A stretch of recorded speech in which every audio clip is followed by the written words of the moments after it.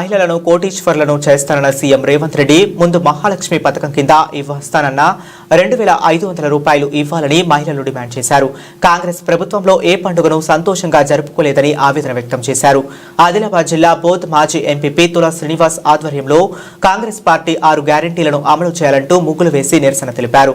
4000 పింఛను, ఇందిరమ్మ ఇండ్లు, కళ్యాణ లక్ష్మి, తులం బంగారం, 15000 రైతు బంధు, రైతు కూలీలకు 12000 ఇవ్వాలని డిమాండ్ చేశారు. కేసీఆర్ ప్రభుత్వంలోనే అన్ని పండుగలను సంతోషంగా జరుపుకునే వాళ్ళమని చెప్పారు. మళ్లీ కేసీఆరే రావాలని ముక్తకంఠంతో చెప్పారు.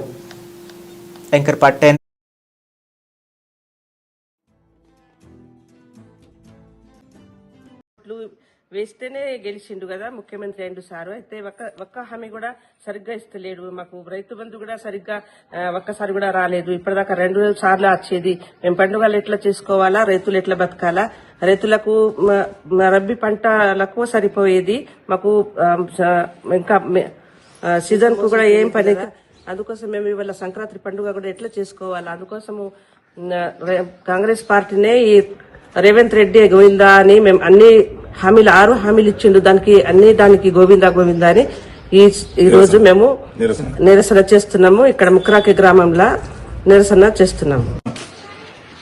ఈ గవర్నమెంట్ వచ్చి దగ్గర 1 సంవత్సరం అయిపోయింది. కానీ ఇప్పటిదాకా ఏ 6 గ్యారెంటీలు ఒక్కటి సుగా సరిగ్గా నెరవేరలే.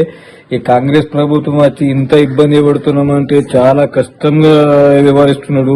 రైతు భరోసా చేయలే, రైతు రుణమాఫీ సరిగ్గా చేయలే, ఆడోళ్లకు 4000 పెన్షన్ ఇస్తాను కానీ ఇప్పటిదాకా ఇంకా వేయలే. సన్నం బియ్యం డిసెంబర్ 1 నుంచి ఇస్తా అన్నాడు కానీ ఇంకా వేయలేదు. ఇప్పుడు ఉగాది అయినాక ఇస్తా అంటున్నాడు. ఏం గవర్నమెంట్ ఏమో ఇంత అన్యాయంగా వ్యవహరిస్తున్నాడు రేవంత్ రెడ్డి. అసలు ముఖ్యమంత్రికి సరిపోయే వ్యక్తే కాదు. ఇది కాంగ్రెస్ గవర్నమెంట్ అంటే చాలా ఇబ్బందిగా నడుస్తున్నది. అసలు 4000 కాదు, 10,000 కాదు, 12,000 గాని, తులం బంగారం గాని ఎంత హామీలు ఇచ్చి ఒకటి సుగా ఇప్పటిదాకా సరిగ్గా నెరవేరలే. ప్రభుత్వం చూస్తే చాలా ఇష్టంగా గోవిందగా అనిపిస్తున్నది. కాంగ్రెస్ పార్టీ అంటే గోవిందగా నడుస్తుంది.